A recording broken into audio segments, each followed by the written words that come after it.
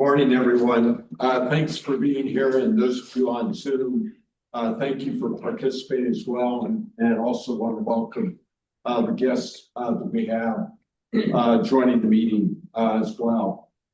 We are beginning our quarterly business meeting for Friday, June 12th at 9 a.m.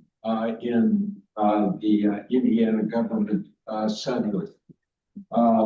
Room B. So to get started, I'm going to pass this to Andre to give us some staff update. Absolutely. Thank you, Mr. Chair. And good morning, everyone. I would like to, before we start the meeting, introduce our newer staff member. It's Ms. Ramona Ward. Ms. Ramona Ward is joining the role as the executive assistant. She was hired last month, actually. Yesterday was her 1 month anniversary with us, as they say, at the state. Sorry. I'd like to introduce you to introduce yourself. Good morning, everyone. My name is Ramona Ward. I came from Indiana University School of Medicine in the Division of Endocrinology, where I was the fellowship coordinator for our endocrinology program.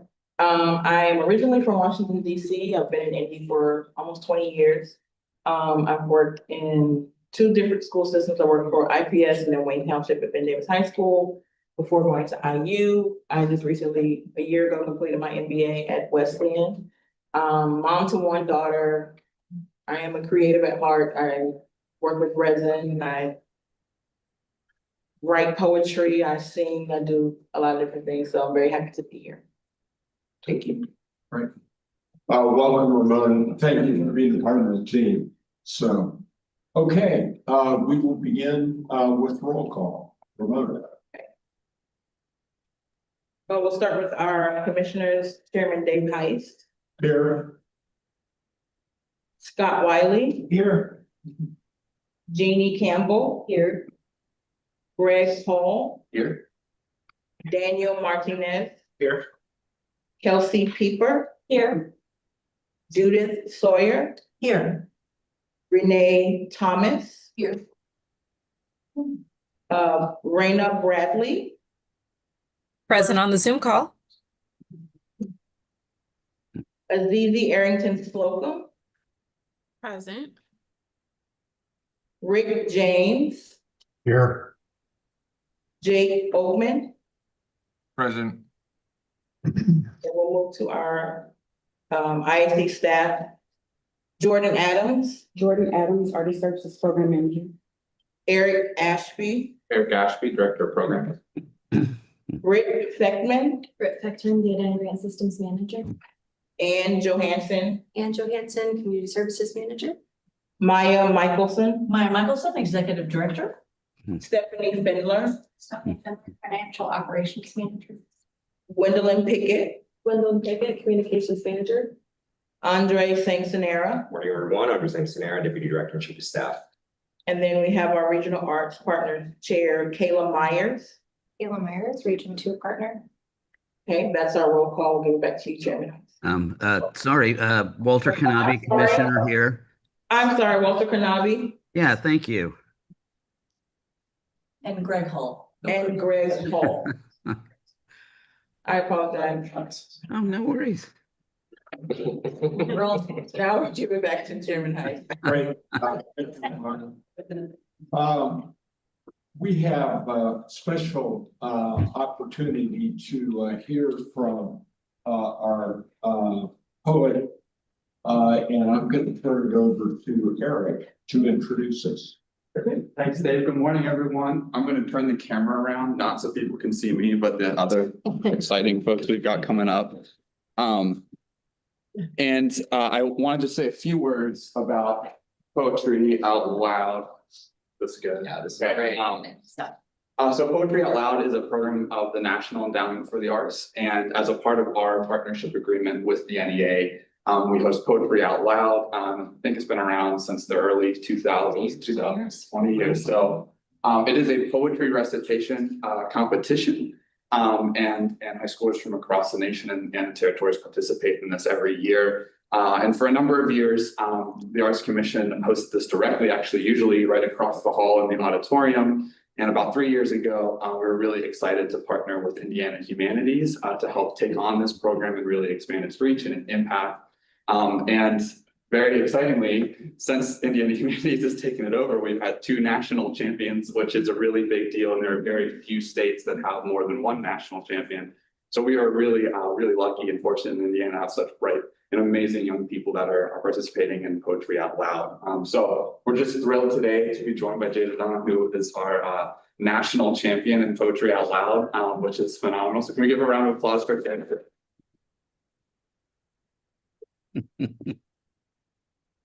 A lot of work that goes into this, and so wanted to introduce Megan Telligman, who's the Director of Programs at Indiana Humanities and who oversees the Poetry Out Loud program. And they've just done a phenomenal job. There's a lot of work that goes into getting to the national final. So I wanted to hand it over to Megan to talk a little bit more about the program. So. Eric. Make sure I'm in the camera here. Yes. Eric made it sound like we have something to do with the success, but really it's down to these amazing students who participate in this program. So shout out and echoing what Eric said about just amazing talent and passion for literature in our state. So I'm Megan Telligman. I'm Director of Programs at Indiana Humanities. We are very much, I say, a sister agency to the Indiana Arts Commission, even though we were set up differently as a private nonprofit. So we also work statewide. We focus on the humanities, history, literature, philosophy, ethics, civics, all those good humanities disciplines, but obviously those things overlap in projects like Poetry Out Loud, where we really encourage students to engage with literature. So just briefly about how the program works, and then you'll get to hear from Jada about her experience. Students pick poems. There's an approved anthology from the NEA, and they spend a lot of time with their local coaches and teachers digging through poems and picking things that are meaningful and speak to them. And then they recite them forever, because part of this is about accuracy. So hitting every word just right. Jada and I had the joy of being in DC together and drilling the poem and making sure there were no unforced errors in the recitation, but it's also about presence and performance, right? Like how do you come across on stage? How do you indicate your understanding of the poem to an audience and things like that, and really give students confidence in performance, and also helps them engage deeply with literature, how words matter, how you say different words can change the meaning of things. So this is a really fun, exciting way for us to collaborate with the Indiana Arts Commission. We're so grateful. It's been so fun working with the young people in the program and really having these special experiences to take them to DC and have these incredible opportunities to get up there on stage, meet nationally recognized authors and poets. And then also, I think Jada made a lot of friends when she was in DC too that will maintain connections. So I'll leave it there because I don't want to steal from the star of the show. So can we have another round?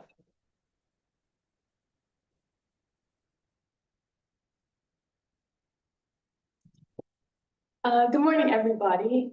My name is Jada Dawn. I'll tell you before I get started that as soon as I sit back down, I'll be a little bit of a different person than I am standing up here. I kind of call it like, my mom calls it like my alter ego, kind of my Beyonce / Shapirs. Different person when I'm up on the stage, so I'm a bit more comfortable in front of larger crowds. So I'll be performing just one of my 3 poems that I did at nationals, and then I'll tell a little bit about my experience. And then if anyone has any questions, I'd definitely be open to answering any questions at the end. All right. The Weary Blues by Langston Hughes. Droning a drowsy, syncopated tune, rocking back and forth to a mellow croon, I heard a Negro play. Down on Lenox Avenue the other night by the pale pallor of an old gas light, he did a lazy sway. He did a lazy sway to the tune of those weary blues, with his ebony hands on each ivory key. He made that poor piano moan with melody. Oh, blues. Swaying to and fro on his rickety stool, he played that sad, raggy tune like a musical fool. Sweet blues. coming from a Black man's soul, old blues. In a deep song voice with a melancholy tone, I heard that Negro sing that old piano moan. Ain't got nobody in all this world. Ain't got nobody but myself. I was going to quit my frowning and put my troubles on the shelf. Thump, thump, thump, went his foot on the floor. He played a few chords and then he sang some more. I got the weary blues and I can't be satisfied. Got the weary blues and can't be satisfied. I ain't happy no more. And I wish that I had died. And far into the night he crooned that tune. The stars went out and so did the moon. The singer stopped playing and went to bed while the weary blues echoed through his head. He slept like a rock, or a man that's dead.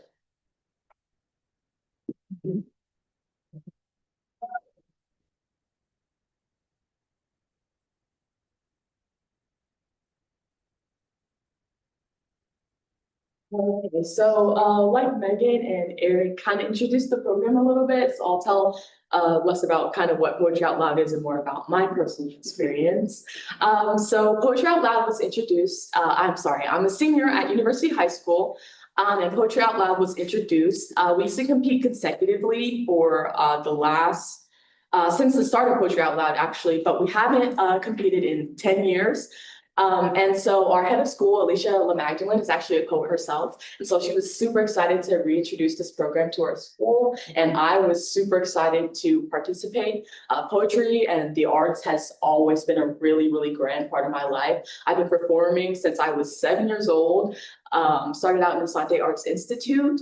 And so when I heard about Poetry Out Loud, I was super excited to participate, just because I think that poetry is a form of art that you don't really get to experience full on all the time. I think things like musical theater are kind of the scope when you think about performing arts. And so I think poetry is really near and dear to me, just because it is a bit more sacred. So Poetry Out Loud, I started out, did the school competition. There was actually only 2 people that competed, and so moved on there from the school to the state competition where there were a couple more competitors. It was a really grand scene, and then I got to meet Miss Mia Michelson. Yes, Miss Mia Michelson there. And so that was a really fun experience, meeting people from across the state who I probably would have never interacted with. And then moving on to nationals, it was just a really cool experience to meet people from all over the country who shared this common interest in poetry and in the arts. And so I'm just super grateful to be here with you all this morning, just because I think it is really cool to see people who do the behind the scenes art, do the behind the scenes works in the arts. I think that you guys are obviously very important in what you're doing here. And so I think that to be the face, it's also important to address the people who are behind the scenes. And so, yeah, thank you all for having me this morning.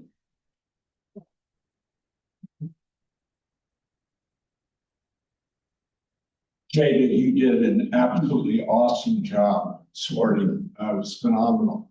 Thank you very much for being here.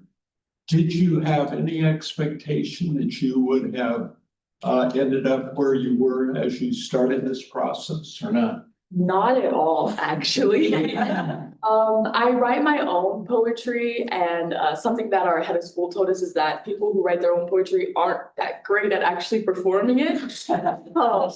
And so I think that a lot of times I actually don't really see the talent that I have and the raw ability that I have. And so I'm really nitpicky when it comes to my performing. And so I did tons of work on these poems, just repetition. And so I think that every time that I advanced, it was just shocking. I think my jaw just continued to drop lower and lower. And so, no, I was totally shocked every time I advanced. And so, but obviously I'm very grateful for it. But I don't think that I really see the talent that I have, but the passion is always there. And so I'm always grateful every time that my talent is kind of like recognized. And it is. Let's show another round.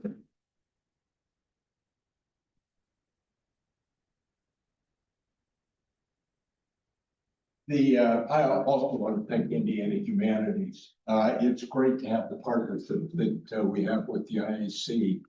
And this is just a great example of doing good things for our folks around the state. So really appreciate all that you do as well. Thank you. And I'll just say, I wouldn't be myself, I didn't bring bookmarks. So if you want to look into the program, you can take one.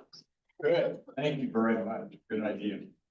Okay, we're going to move to our agenda and approve the consent agenda. Just a reminder to all the commissioners that the agenda was sent out to you in advance with all the items that are contained in the consent agenda.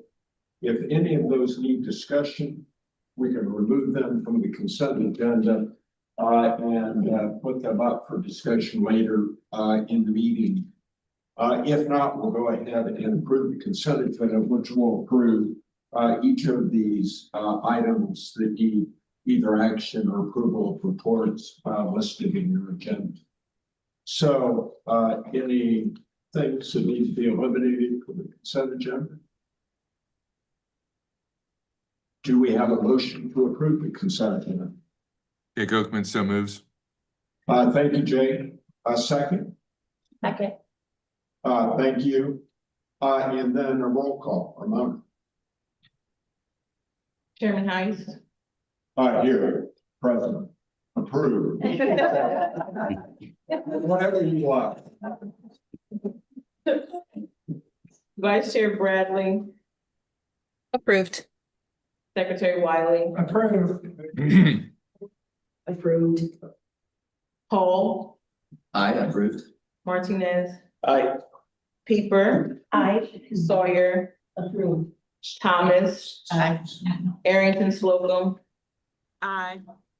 James, Aye. Kanabi, Aye. Oakman. Aye. Great. Thank you. It passes. We want to go to the artist spotlight, and I think Jordan's going to introduce this for us. Good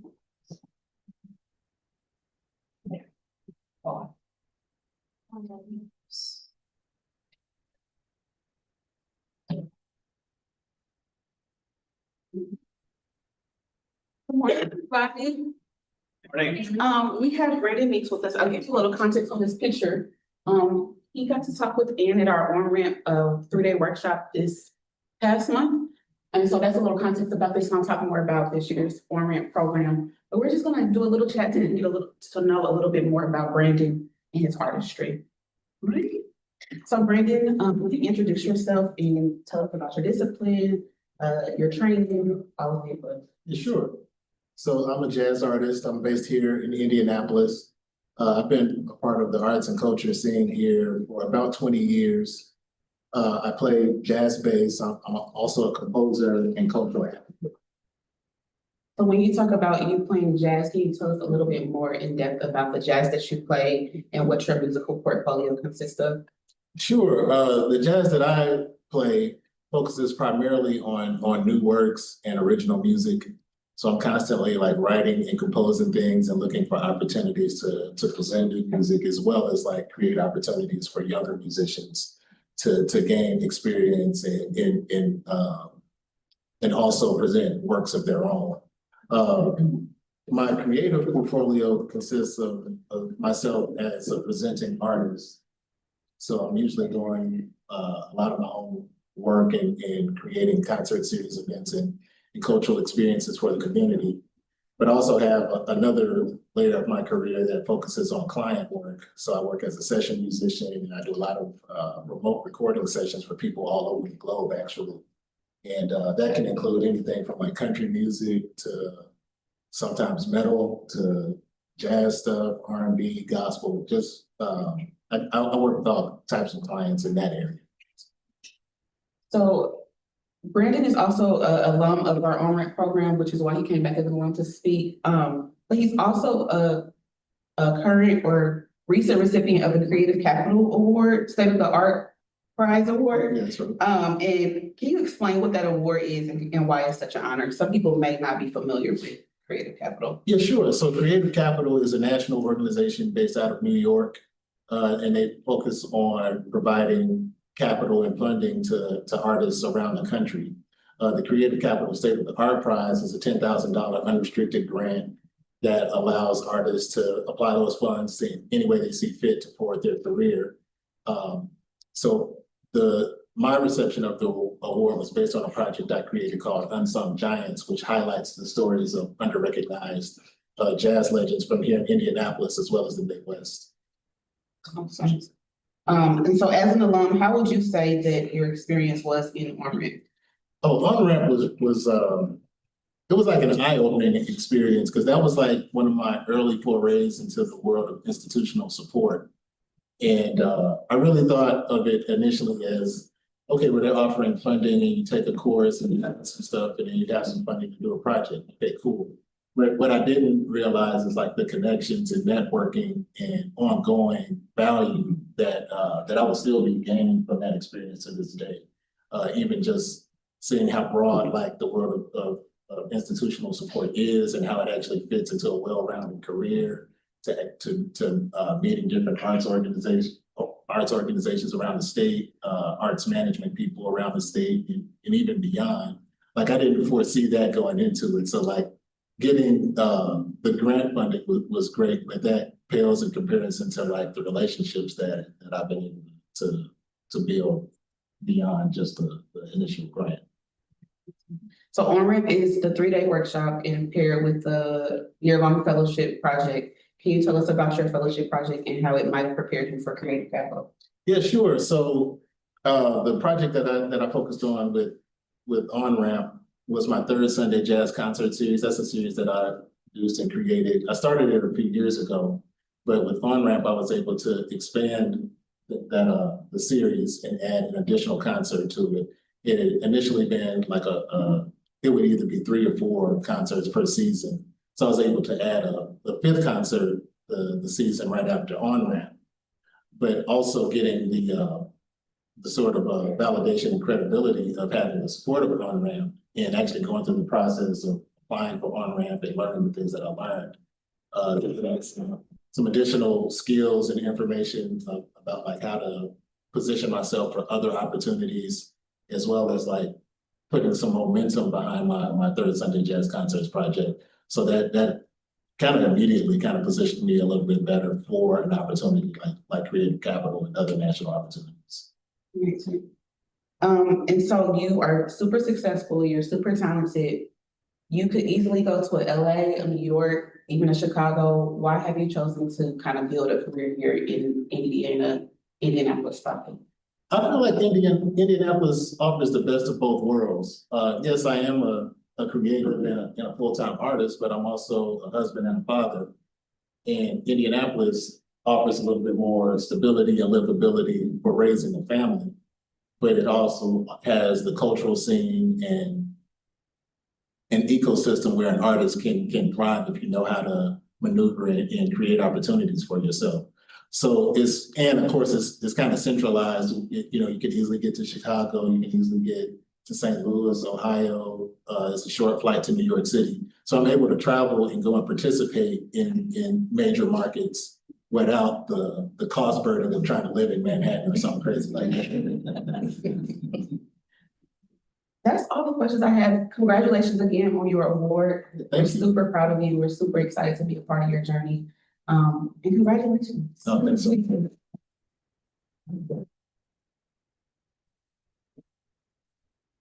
Does anyone have any additional questions for Brandon and Kelly?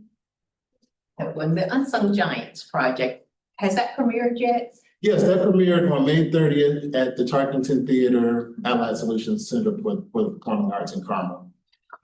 Yeah. I have another question. Sure. When's your next performance?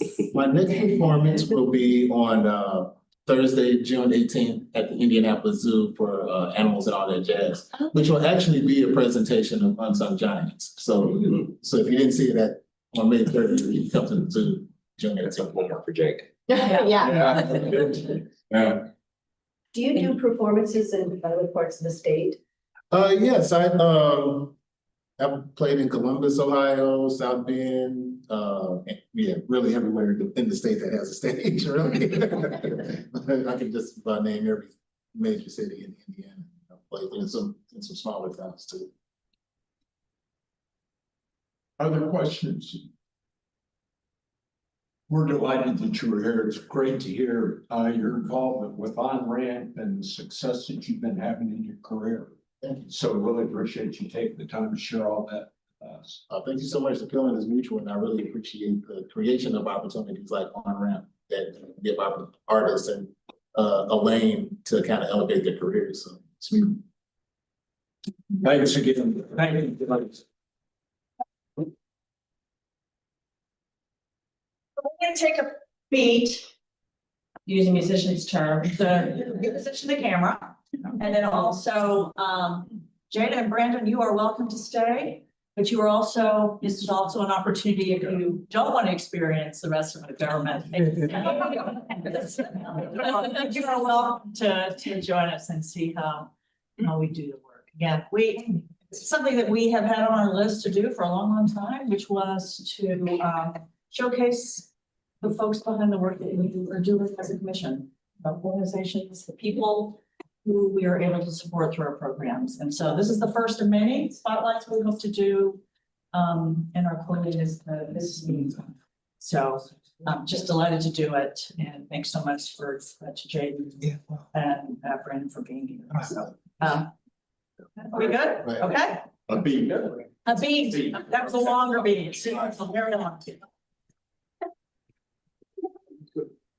Not what the beat, but it was, yeah. Recently. Right? Like a beat. Yeah. I could have said it from McMahon, but Oh. also beat it was easy. Maybe next time. Yeah. Yeah.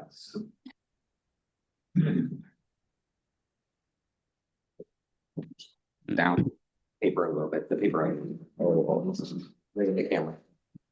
Oh, put it under? Yes. Um, Go, awesome. okay. Mr. Chair, we're ready to continue. We have a meeting. Okay, we're good. Okay, the meeting is ended. And we will continue with our quarterly business meeting and committee on the future. Andre. Thank you, Mr. Chair. Good morning again, everyone. We going over committee on the future items with you all, starting with our fiscal year 27, our stress draw. As a reminder for folks here in the audience, new commissioners and people online, our art trust is designed to capture the proceeds that are made by the sales of our art trust license plate. As you all know, our commission has a partnership with the BMV, with the Bureau of Motor Vehicles, and every sale proceeds of the license plate goes in and generates this trust. The usage of this trust is utilized to support our arts project support grants that provides up to $4,000 for our project support process paid. And we utilize the receipts again for that. So this year, we're coming out to you all together to do the request. As a reminder, for last fiscal year, we did a draw of $240,000. This year, we want to be a little bit more conservative in the request that we're doing for you all, because we also have to utilize, right, the proceeds, the interest that generates from that trust is what we're able to have access to. So that's it, and we wanted to be conservative with that. This year, we're coming to you all to a not to exceed about $100,000. What that means is depending on the number of applications, the actual number of reports that we paid out for arts project support for fiscal year 27, that's going to determine the amount that we do. One thing that I want to remind folks is that arts project support this year is starting last year, fiscal year 26. It was both the spring and fall cycle for the first time in the agency history, so it provides an opportunity for individuals to apply to those different 2 times as opposed to the beginning of the fiscal year, like our art organization. So we're coming to you all again to a not to exceed amount of 100K. If we do not utilize that fund, that funding still stay in the interest bearing account, so it doesn't affect us, but we want to make sure that we're tapping only the necessary resources that we got. So with that, is there any questions, commissioners, on the topic? Okay, hearing none, Mr. Chair, submitting it for approval. Great, thank you, Andre. Do we have a motion to approve? So moved. Thank you, Greg. Second? Second. Thank you. Rick? Okay, roll call, Ramona. Chairman Heist, Approved.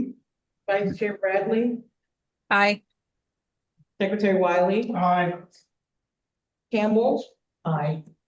Hall, Aye. Martinez. Aye. Keeper. Aye. Sawyer. Thomas, Aye. Arrington Slocum, Aye. James, Aye. Kanabi, Aye. and Owen. I step down for a second. Does everyone need present? Okay, great. Thank you, Ramona. So, the motion approves. Andre. Thank you, sir. Moving next to this, it's gonna be the fiscal year 27 budget. So as you all know, a reminder that the agency fiscal year runs from July 1st to 30th. This is episode 2 of our fiscal year 26-27 finance budget that gets approved by the General Assembly every 2 years. As a reminder, like I said, it's year 2, so in comparison, this is still at 33% compared to the biennial budget of 24 to 25 biennial report. And then on the appropriation side for the National Endowment for the Arts, who provides a federal funding for the agency. So our agency is composed of both General Assembly funding and federal agency from an NEA. That for this fiscal year, it is just a $50,000 reduction or 4%. So that's what we come to the revenue side. Additionally, as well, slides can move. There we go. As you just approved now, it's $140,000 reduction from last fiscal year for our art trust, down from 240 down to not to exceed $100,000. Last year, we also received funding from the National Assembly of State Art Agencies and the EA Microsoft Philanthropy of $75,000 for our Creative Aging, Creative Future Grants Awards that will be utilized this fiscal year. Great work and kudos to Eric and the program team for getting that grant for us to NASA. And then for this fiscal year, we're still expecting a 5% management reserve holdback for state budget agency. That might change in the next couple of months, but as of now, we're going to also assume that it's the same 5% management reserve of last year. What that means is that out of our overall appropriation, 5% needs to be held back just in case for emergencies that needs to happen. If the case of the agency, state budget agency, say that can go back to 2% or 3%, that 2% difference will be utilized for us to use in programs and grants. So that will be the good news for that. But for now, we're going to be conservative and keep it back at 5%. So on the screen, you can see our revenue at a glance for fiscal year 27. Both on the left side with the blue column for the revenue, and then on the green column with the 5% reserve holdback. Things that we want to do on expenses is the addition of a new program manager who's been working making for our arts organization support program and our arts project support program, increased funding in our arts project support grant, and then targeted opportunities for funding both the community and artist services. This is a breakdown of our proposed expenditures. Point 1, which is personal services. Point 2, which is utilities. Point 3 on the screen is our professional services. Point 4, supplies and materials. Point 5, capital assets. And then our bigger chunk of our budget as the state agency who does grant making is 0.7 grants. 0.8, social services that the agency don't do, and then 0.9, administration and other operating sharing costs. So on your screen is expenditures at a glance. I do want to highlight that again, even though they are red in that size compared to last fiscal year, we're still utilizing in other areas to make sure that we're providing the services that we need for our constituents. Any questions so far?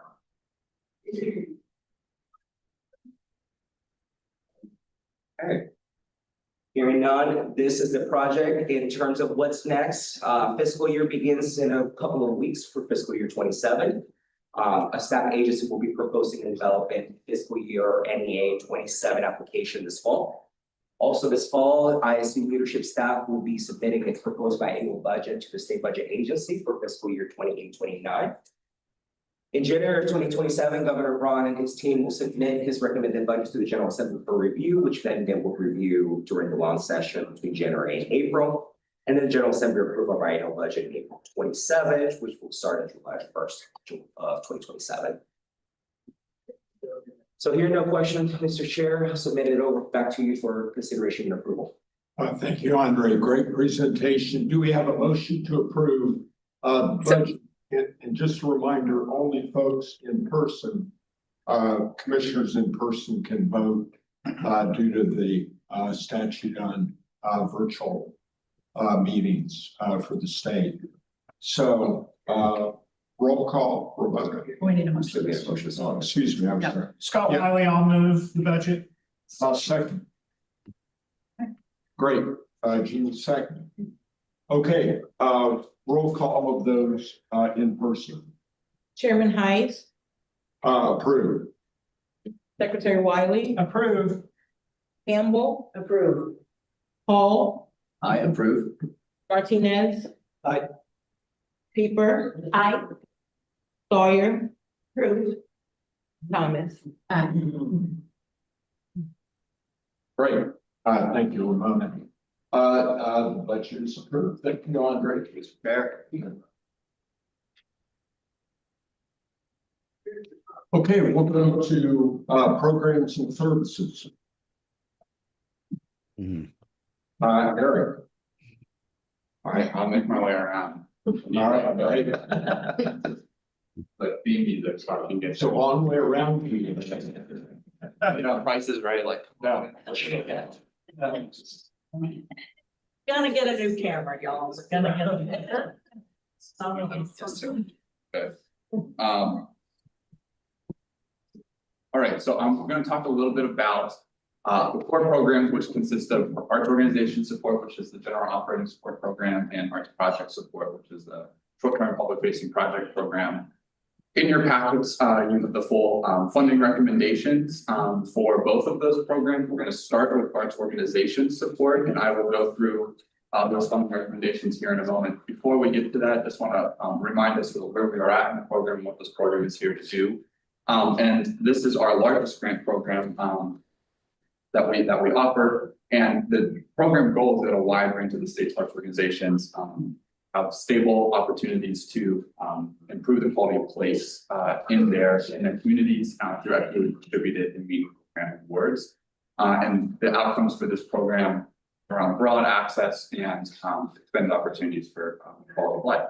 And this program about 4 years ago moved to a 2-year grant program. And so applications that were awarded that the commission voted on last year at this time, this group of organizations is entering their 2nd year of operating support. So they did not submit a full narrative application like they did the first time. They're entering the 2nd year of the grant award. And so the group of organizations that you see in your packets is the same group that we came to you with last year at this time. And we were recommending all the same award amounts as last year as well. So keeping that stable from 1 year to the next. The grant period that they're entering into follows the state fiscal year. And so this will follow fiscal year 27 for the state of Indiana, which is July 1st, 2026 to June 30th, 2027. And the program will reopen for new applications in the new year. And that will start at the beginning of a new 2-year cycle. So this program also mirrors the state budget biennium as well. So it always falls on a state budget year. Here is sort of high level totals. Again, this is exactly the same as last year, with one exception that I'll get to in 1 second. So you can see that there. And just as a reminder, as we're getting into these recommendations, and these are in your packet, so I would not try to attempt seeing there. These awards are lower than they were in FY 24-25. And this was a decision that we came to last year around, did we try to keep the award amounts similar and fund a lot less organizations, or did we try to lower them and still fund a somewhat consistent number of organizations as previous years? After a great discussion with the commission, it was decided to fund as many as we could and lower those award amounts. And with our budget decrease, that was sort of the situation and the decision that needed to be made at that time. So that stays consistent, and that's also why you see that discrepancy in award amounts between the FY 25 and FY 27 awards. So this program is all broken down by budget tier and grouped into budget tiers. So this represents tier A, which is the smallest budget tier of organizations. Tier A. And then we have tier B. About 86,000 to a little over 200,000 in cap revenue.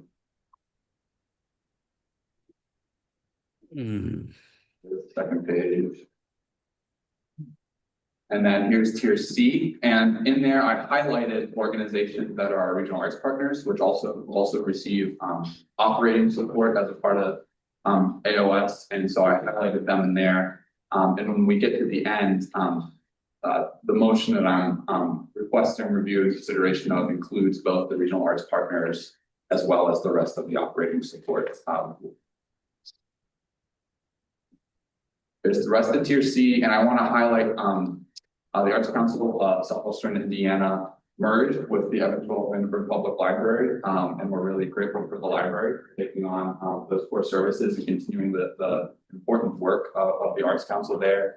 But with that merger, that organization no longer exists, and so they are not continuing on to the second year of operating support, which is the one deviation from what you saw in your packets last year at this time.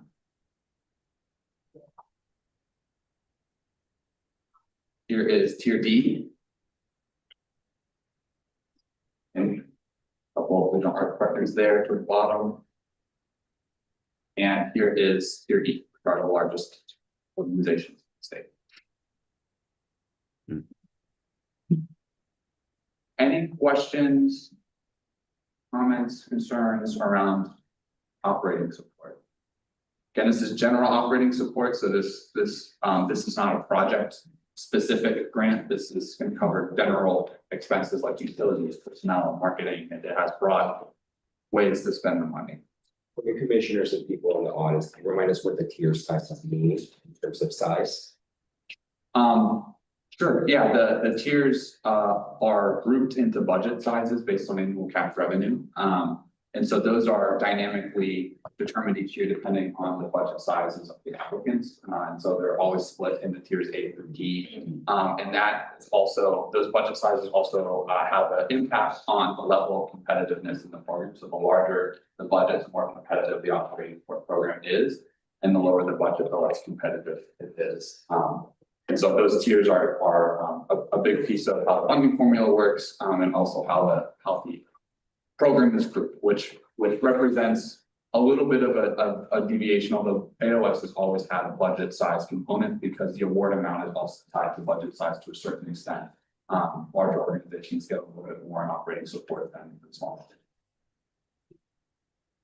Okay. Anything else I can answer on AOS? If not, Thank you, Eric.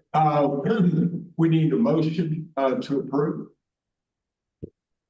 So thank you, Daniel. Second. Second. Thank you, Renee. Roll call. Chairman Heist, Approved. Vice Chair Bradley, Aye. Secretary Wiley, Campbell, Aye. Paul, Approved. Martinez, Aye. Peeper, Aye. Sawyer, Aye. Thomas, Aye. Arrington Slocum, Aye. James, Aye. Kanabi, Aye. Oakman. Aye. Is everything? Great. It stands approved. Thank you, Ramona. Yeah, great. I'll keep it rolling here. Please. Art projects, of course, is the other piece of the core programs. And the art project support program provides up to $4,000 project funding and public facing short-term art activities. And the goal of the arts project support program is about broad access to arts experiences. And that is really, I'll talk more about how that manifests in the funding formula and in the results that you'll see there. And this program has broad eligibility. So any 501c3, units of government, higher ed, libraries, all apply to this program. We offer this program twice a year, and this is the second fiscal year in which we're doing this. And so the recommendations that are in your packet for this cycle represent the application period that was open January to March. So what we call our spring cycle. This will open again in what we call our fall cycle. It will open in July 7th. This program will open for a second time with a deadline in September. So the recommendations that you're seeing today are for a grant period that runs and matches the state fiscal year of July 1 to June 30th, and then that second cycle runs on the calendar year. So a little bit about the funding approach and then the process for APS. All applications are reviewed and scored by an asynchronous panel. So all the applications have multiple sets of eyes on them, and they left lots of phenomenal comments. And after those are done, the IAC team reviews all the scores and comments to make sure they adhere to the criteria, the evaluation criteria. And then once all that's done, then the funding approach, again, thinking about broad access to arts experiences is first and foremost geographically based. And so the highest scoring eligible application in each county that applied is funded first before a second application in the same county is funded. So that ensures that the dollars go across the state as broadly as possible, trying to expand access to arts opportunities.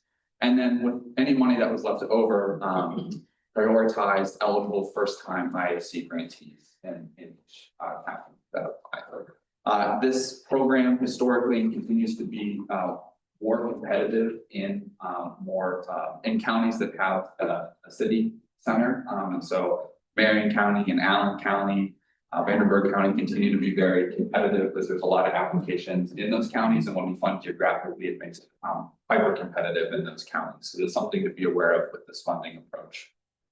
Particularly with first-time grantees, one of the things that we make sure that we do between ourselves and regional arts partners, and plays a big role in this, is providing coaching and mentoring for those first-time grantees so that they know they have the support that they need. Whoa, my goodness, sorry. Okay, we're back. To be able to execute the project, answer questions, and also for us is an important risk mitigation strategy to make sure that they have the tools they need to be successful with public dollars. So know that that is also a piece of the equation, particularly with first-time grantees. Here's the high-level statistics on arts project support. I will note we had less applications for this cycle than we did for this same cycle last year at this same time. And so what you're seeing here is a little bit less money invested in this program at this cycle than last cycle. And there are kind of two reasons for that. One is that we had less applications. And so the actual funded percentage at 48% is higher than it was last year. At this time it was 44% last year. So as a proportion of the people who applied, we're recommending more, but because less people apply, the total dollar amount is a little less. Secondly, we're trying to hold back a little bit more money for that second cycle, because this program, like I mentioned, is going to open next month again. And we expect a pretty big turnout in that program. The deadline and planning for this program also happened to fall at the same time as the Ready 2.0 funding opportunity, which meant that people were dealing with multiple proposals at once. And I think that likely impacted the application numbers that we saw here. So we're thinking we might see an uptick and want to make sure we hold enough back to be able to mainly support the second round. And you can see there that there are 34 first-time IAC grantees recommended in this group. So a little bit more statistics, some data on the recommendations. 56% of recommended applicants are in a metro county, and so 35% of the metro applications are recommended. 44% of recommended applicants from a rural county, because that's 88% of the rural applicants recommended. So you can see how that geographic base can help really make sure that rural counties have an opportunity to support the arts in their communities. And like I mentioned, with broad eligibility, this program has a ton of different applicants to the program, and you'll see this in your funding packets. There are social service organizations, schools, municipal government, senior centers, libraries. I mean, it's just all over the place. And it's really exciting. I think one of the superpowers of this program is that it empowers other arts providers to create arts experiences in the community. So this is just a quick high-level look at the types of activities that are funded in this program. And the type of activity is selected by the applicant when they fill out the application. So we didn't assign these were self-identified. And one of the things I just wanted to point out and call your attention to is that arts education is at the very top of the list. And I think one of the things that's really one of the benefits of a broad arts project program is that communities can self-identify needs and opportunities and design projects that meet those. And arts education continually falls to the top in this program as being a really a lot of applications focus on arts education, and they tend to score very well in this program as well. And so we see a lot of arts education investment through arts project support. So I just want to call your attention to that. And then here are the recommendations. And so these are just in alpha order. And there's ones highlighted in green. Again, I wouldn't try to read that. They're all in your packet. These are the ones in green are the ones that we're recommending for funding. And again, this is a $4,000 up to $4,000, whatever people requested, they get the full amount that they requested. So there's no anything that's less than $4,000 because they requested less than $4,000.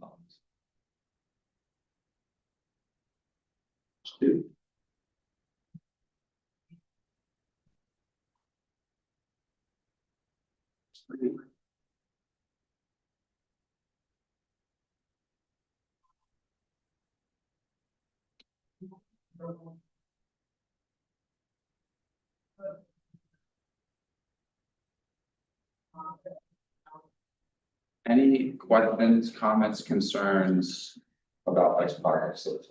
I would just like to say that you can't underestimate the importance of one of the newer things that we're all doing, which is the mentorship for new grantees and potential new grantees. Because if we will keep the 96 counties approach going and continuing, that's so key. Yeah, and it helps us build new relationships with organizations that we haven't met before, and that can open a lot of doors. Which is we found a lot of. Erin, how does this 63 counties funded compared to last year? 'Cause I know we had that as a goal. Great question. It's less.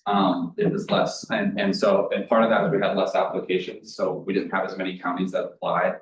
So one of the things that we're doing between now and the end of the second cycle of APS is Ann and I are working together with Britt and identifying where are counties that don't have any direct investment this fiscal year between AOS and APS, which ones are not showing up at all in either of those programs so far, and using that second cycle of APS to make sure we're doing some direct outreach in those counties so that they know about this opportunity that's open this summer, and we can engage with them to hopefully see something come through and see them develop a project that will fit in project support as well. A quick comment. One is thank you for adding to the regions column. Because I didn't know that came up in our group meeting, and I think it's a lovely thing to just be able to see, okay, my region got rejected, got accepted, who are these folks? Could I, if I know them, could I offer some mentorship in some way? So I really appreciate that. And then the 48% that you mentioned, that's total amount accepted, right? So you've got about a 50% shot, and it was 44% you mentioned before. So that's pretty good. Yeah. That's a pretty good shot of getting your project funded as far as Yes, I can tell for a grant. So excellent. and I will say there's a lot of really incredible projects in this group that aren't funded, especially in those counties that have a lot of applications. There are a number of projects that are imminently fundable, and we are obviously we have the resource that we have and are trying to spread this across the state. So one of the other things that we try our best to do is, especially where we've got relationships with community foundations or other folks, we try to make sure people know and try to connect people with other opportunities that to advance the work that they're already doing out. And so we try our best to help also folks that maybe didn't receive it this round, and I'll encourage them to apply again. That an applicant didn't receive project support in this round, they can apply again in July as well.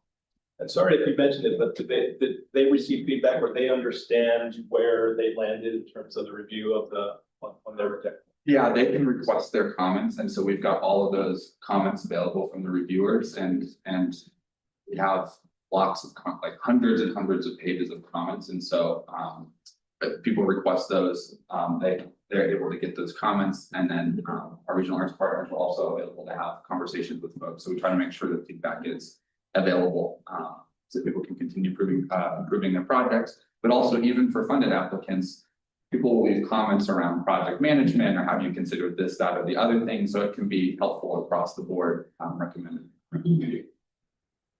Eric, do you have a sense on how many people who don't get approved do follow up and ask for comments?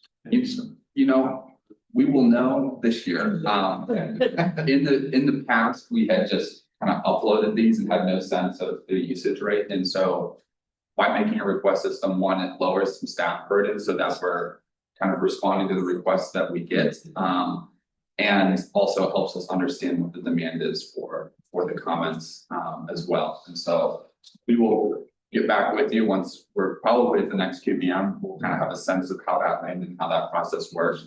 And kudos to Britt, because Britt handles a lot of the comments and does the sort of mail merging and all the things that have to happen to be able to share the hundreds of pages of comments that we get. So it's quite the undertaking to get the comments set up appropriately to be useful to folks. So we will have some data on that after this cycle. Other questions? Okay, we need a motion to approve. Yes, thanks, Elsie. A second? Second. Thanks, Jay. Roll call. Chairman Height, Approved. Vice Chair Bradley, Aye. Secretary Wiley, Aye. Campbell, Approved. Paul, Aye, approved. Martinez. Aye. Pieper. Aye. Sawyer, Approved. Thomas, Aye. Arrington Slocum, Aye. James, Aye. Kanabi, Aye. Oakman. Aye. That's everyone. Thank you, Ramona. It stands approved. Okay, thanks very much. Thank you. Eric. A lot of good work. We want to go to the on-ramp program and get an update from Jordan. Jordan. Coming down to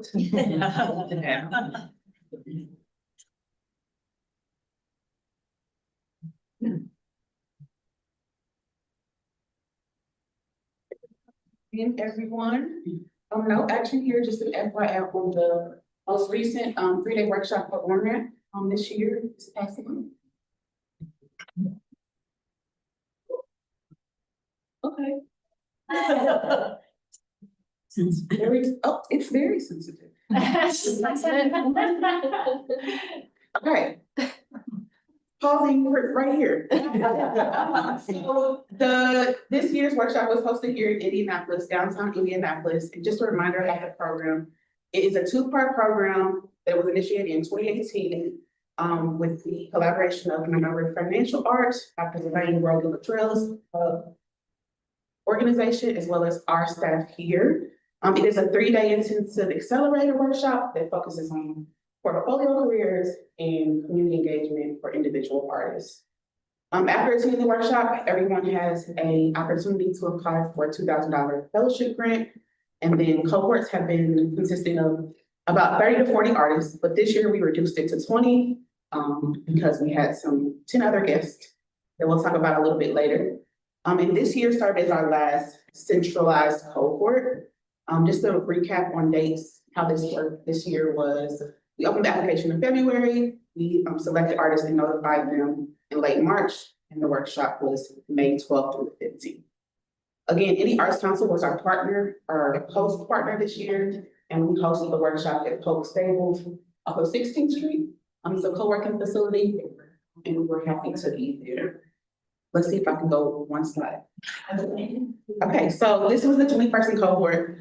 In our program grants and service and community meeting, I highlighted that most of this cohort was in Region 7, Marion County, with a few in our donut counties as well. But then there were also some anomalies in other regions as well. We think that was due to the fact that we hosted it here in Indianapolis, and Indie Arts Council does a great job promoting. But once we decentralize the program, we think we'll go back up to more participation in other regions and counties. So just a recap of the 3 to 4 day workshop. So on May 12th, day 0, we always open with a social network kind of kickoff. And so this year we did it in the hotel lobby. We were in Courtyard Marriott across from the Idlewood. And so it was sponsored by LIC. And then on May 13th, we opened with welcome remarks in the Arts Council and our other commerce vertical peers. That consisted of the Office of Entrepreneurship and Innovation. We had folks there from Ready.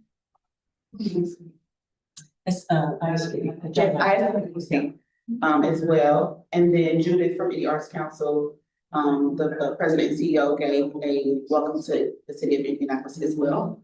Then we went right into modules 1 through 2 that focused on what do you do and whom do you serve? So helping artists kind of realize and articulate their unique value proposition.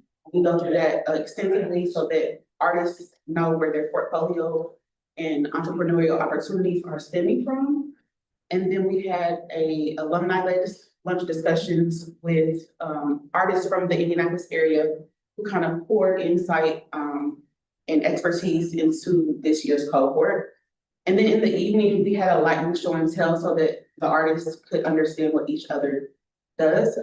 And it was really exciting to see. So people either brought in full-blown works of art, did a light performance, or kind of showed their website and portfolio with this license. And then on our second day, we went through modules 3 and 4. What do you need and what does it cost? You can't be an entrepreneur if you don't know what your expenses are, if you don't know what your budget is. So we talked about that with all of the artists involved. We had an artist reflection with Ann and Brandon, who was just here. He kind of talked about his experience with his fellowship project, as well as his community engagement. He talked about some of his portfolio consisting of client work, that is his community engagement as well. And then we had an evening activity of a walk and talk through Indiana Avenue, or they could go to Kiss Me Kate by Footlight Music Piece. And then on our last day, we did modules 5 through 6, which is how do you monetize it? Talking the talk. Again, you can be super talented, but if you don't know how to make money off your talent, then what are your entrepreneurs for?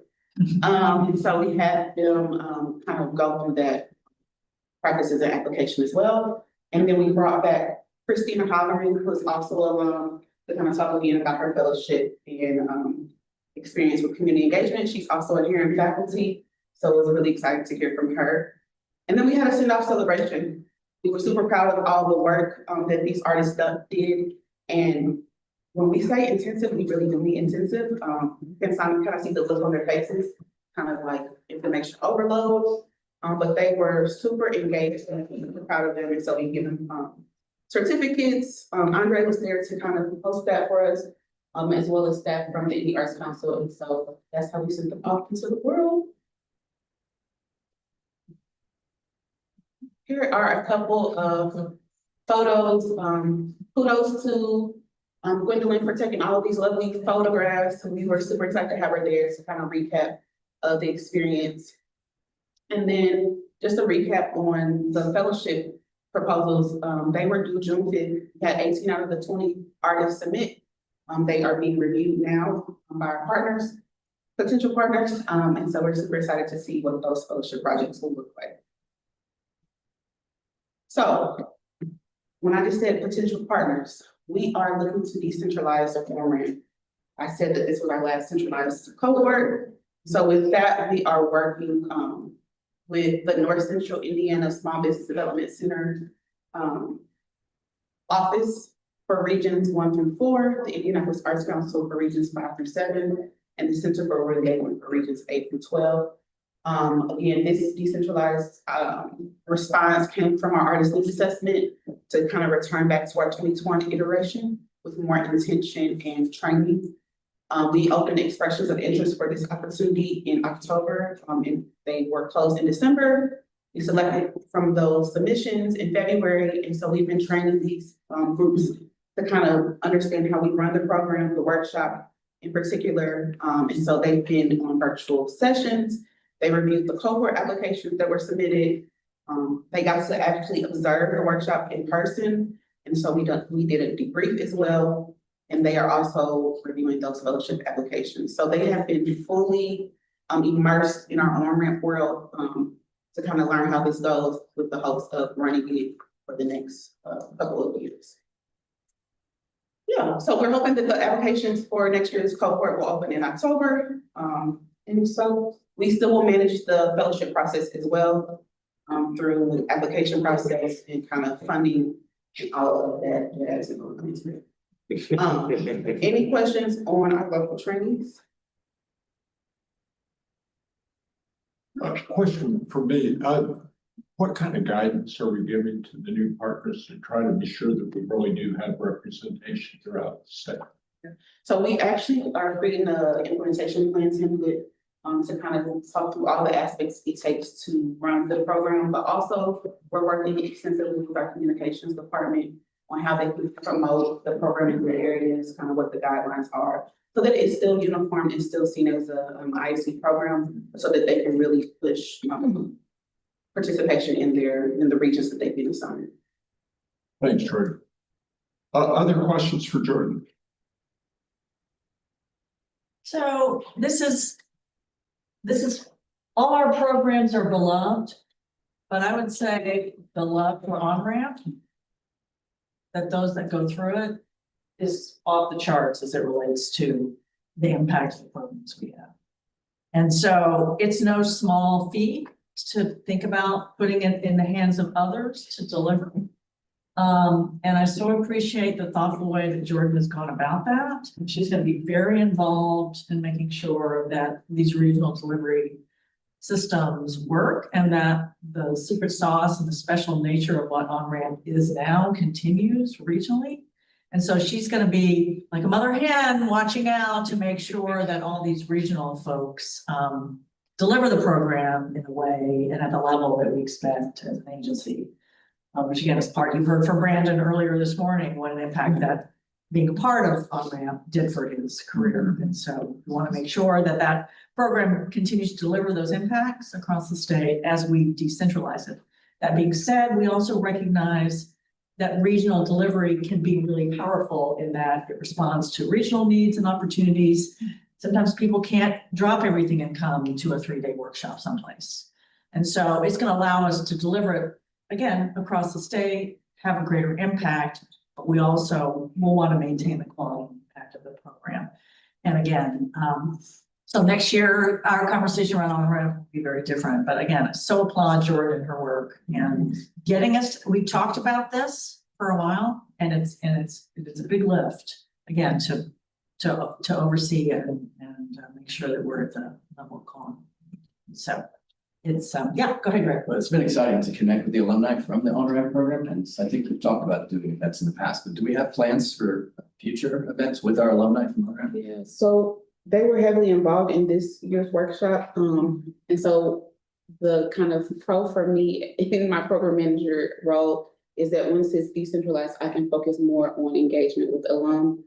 No, we don't know exactly what that looks like, but I'm fully focused on engaging them more intentionally. Thank you. Great. Any other questions for Jordan? Great report, great program. Maya set a very high bar for you, so no pressure for next. Got it. She said it herself. Yeah. All right, we are going to take a 10-minute recess. This is more than a beat. So Yeah, okay, it's a longer meeting. But we're going Maybe to a long rest. long rest. We're going to resume at 10:20 on the spot. So those of you on Zoom or in the room will begin at 10:20. Thank you.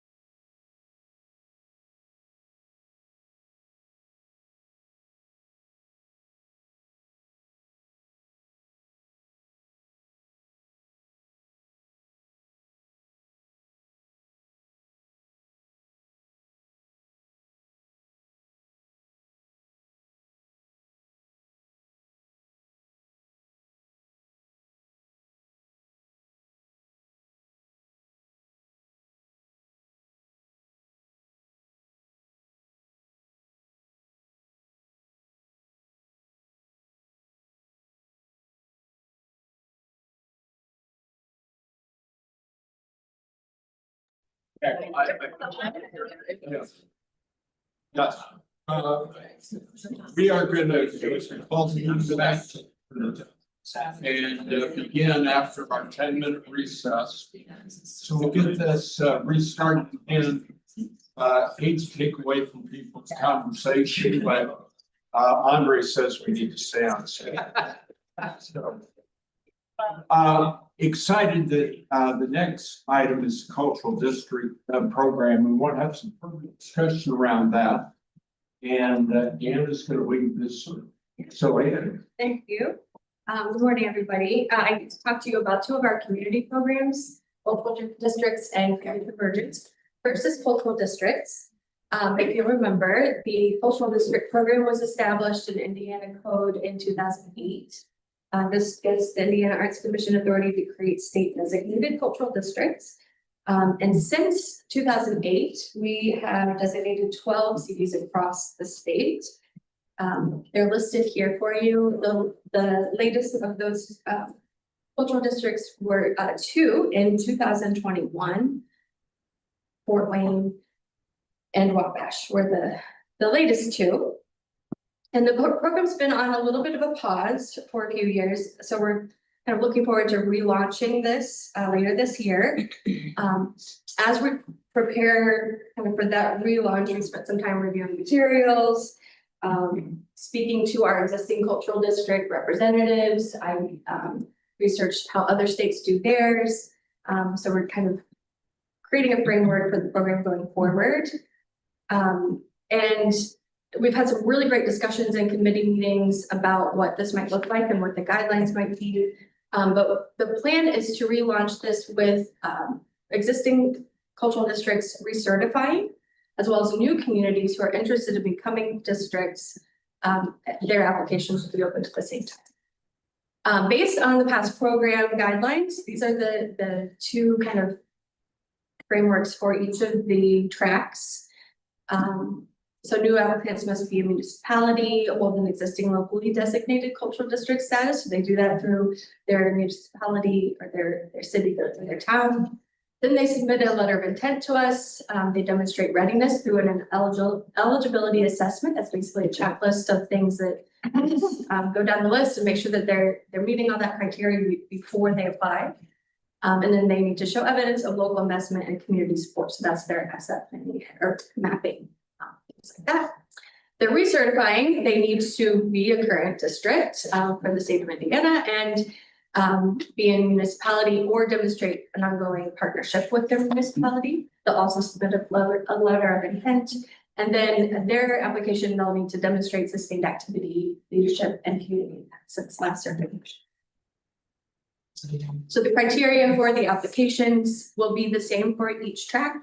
And then they're broken up here and defined, but arts and cultural identity, cultural development and leadership, community development, economic development, and planning and management. The application is really robust. We're trying to streamline that as much as possible, but keeping it as robust. So. As I mentioned in committee meetings, we've had some really great discussions as I'm kind of defining the guidelines and framework for this. Just a few more questions for you. Sorry. Oh, dear. Okay.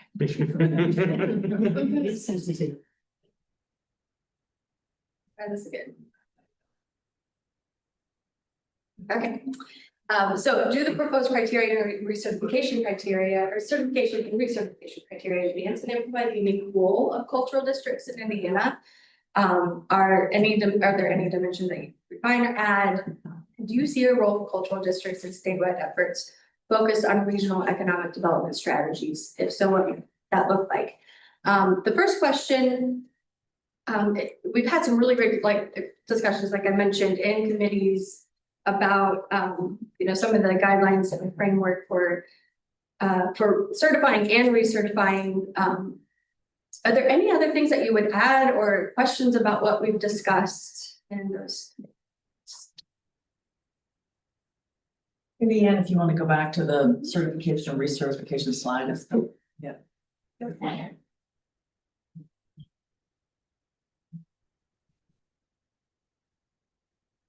So we've talked about kind of some of the feedback that we've been getting from existing cultural districts is that they want a little more support with marketing and promotion of their districts. So maybe how we can help support that through our partnerships with tourism, with our communications department, that kind of thing. And then we did talk about the criteria of being a municipality and maybe loosening that restriction on it has to be a city or a town that applies, maybe it's an arts organization that applies. And then we had a really good discussion about what kind of what constitutes a cultural district. So landmarks and preservation, all those characteristics that are present within a cultural district, how that is unique to a community. And of course, art organizations that are present, ethnic groups, all of that makes up a really strong cultural district, and we need to keep all that in mind and take that into consideration too.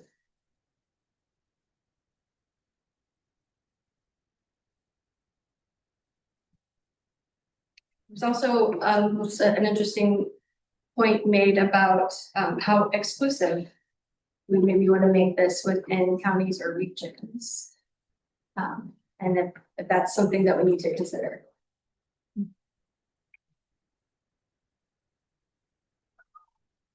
Yeah, we'd love to get reaction from the commissioners on any of these points. We have had, as Ann mentioned, we've had some really enthusiastic conversations in committee. And it's really the cultural district program, I think, is something that the IAC can offer beyond just dollars. I mean, we do a lot of grants which provide a lot of good work, but this is something that designation can have real cachet beyond the dollars that my company so thoughts, anyone? Things that really resonate with you or things we ought to be considering?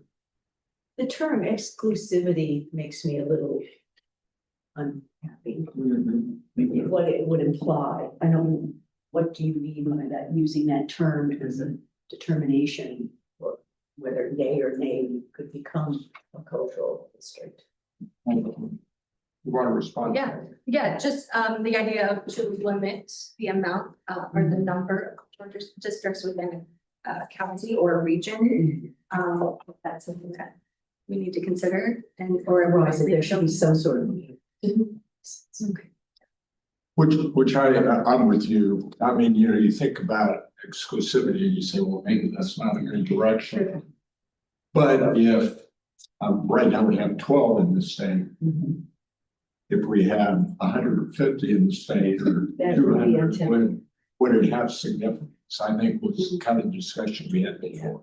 So I think it goes back to like, what's the end goal? Like with this, is it that you award as many or you do keep it a little more limited? Like, is it to really elevate some of these cultural districts and communities to make it feel like there's this cachet to it? Or is the goal that we're like awarding them, like, just let the floodgates open? I think that's kind of what you have to think about when you think of exclusivity is like, what's the end goal with this designation? Yeah, that makes sense. Yeah, I think they're not every community is going to be able to meet the threshold, right? And so it's something to aspire to. And I guess maybe I have a clarifying question on this, like determining a potential limit. Does it make sense that be regional? I think exclusivity can be determined by the criteria.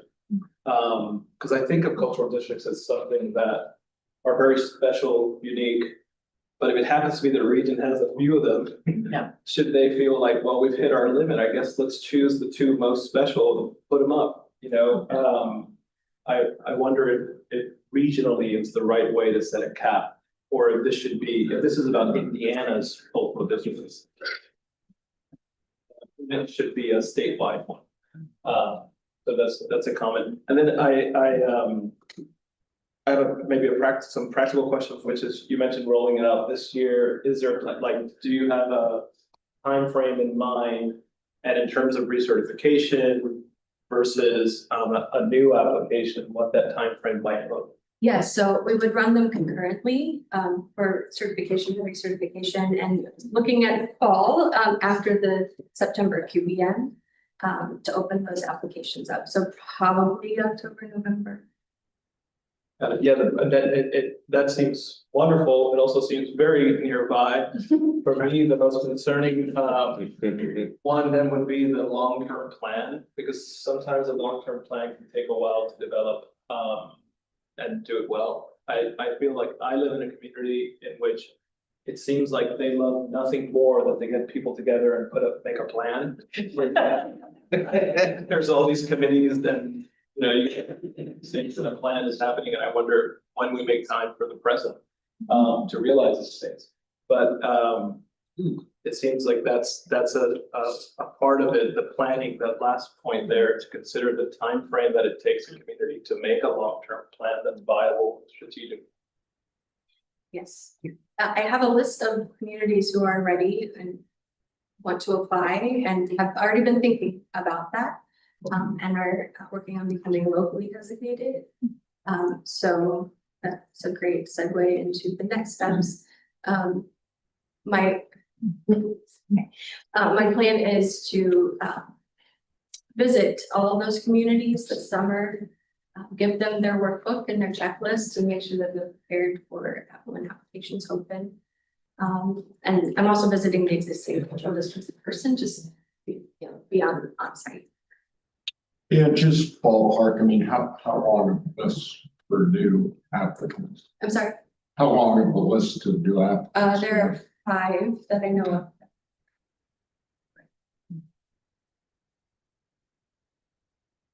Any other questions about comments?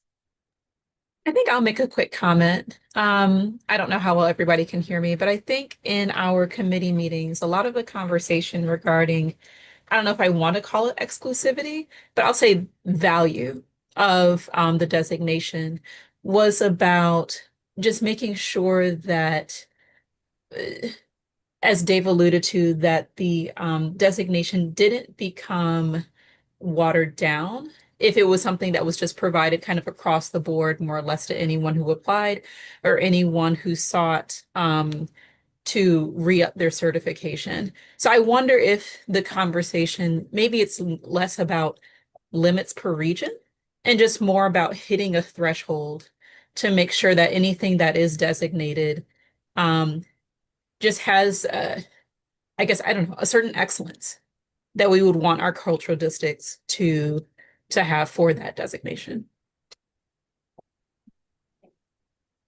I hope that helps. Yes, thank you. Do you want to remind commissioners that they'll see a program framework in September? Yes, Yeah. you will see that here. In September. Good. All right, I'll move on to creative convergence. Oh, excuse me, I'm sorry, but just before, one of the things that gets me most excited is figuring out how the cultural districts can leverage each other. Yes. So as we've talked about in some of our committee meetings, you know, how can you get 2 cultural or multiple cultural districts doing something that really raises the awareness and impact for all of them? That's a great point. And that's something that the existing cultural districts have expressed an interest in kind of getting together more regularly and meeting and collaborating. So, and if they're close in regionally, then Thank you. And Danny, would you mind restating what you shared in committee about the kind of character of cultural districts, how it can be different depending on. You talked historic preservation. Yeah. Yeah, well, now you're putting me on. Yeah. If I can recall, I think what you're alluding to is the notion that I think a cultural district can come from many different places, whether or not that comes from the concentration of a cultural enclave that has been historic, whether or not that's a concentration of a specific type of architecture or a built environment that might be unique, or a very active arts culture or thriving local arts scene in some way. that I think a cultural district can come from many circumstances. And that word culture is one that goes beyond the arts. It's something to think about as we're establishing criteria, because we are the Arts Commission, we're very arts driven and arts forward, but there may indeed be characteristics of a cultural district that's beyond the arts. Well said. Yeah, I mean, that's almost repeat. Thank you very much. Okay, back to you, Anna. So just a recap on Creative Convergence, this is a team-based program that we do. We've done 5 cohorts now. Our 4th cohort was in the fall and our 5th was this spring. This is a competitive program. We select 10 communities to participate. Each community has a team of 3 to 4 members. They represent local government, economic development, or an economic development representative, an arts or civic organization leader, and a local artist. So all 3 of those need to be in place on the team. After the training, we do the training in collaboration with Ball State's Indiana Communities Institute. As I mentioned, it's 2 days, pretty intensive. After that, they are eligible for a $5,000 grant to take what they've learned in the workshop and do a project or some programming or some strategic planning. And if they're doing a project that's maybe place-based or public arts, they have the option of partnering with Creating Places. So this is a crowd granting campaign program in partnership with the IHCDA, which is Indiana Housing Community Development Authority. And so if they raise a certain amount of money within a certain amount of time, they get that matched 1-for-1 by the state. They can use our $5,000 as seed money for that as well. So it really increases the impact of their fundraising. So this is a very hands-on program. I'm meeting with them. We have regular check-ins and project development is really hands-on as well. So when they come to us with a proposal, it's fully baked and ready to go. So I wanted to feature Muncie from the fall cohort. They're well into their project right now.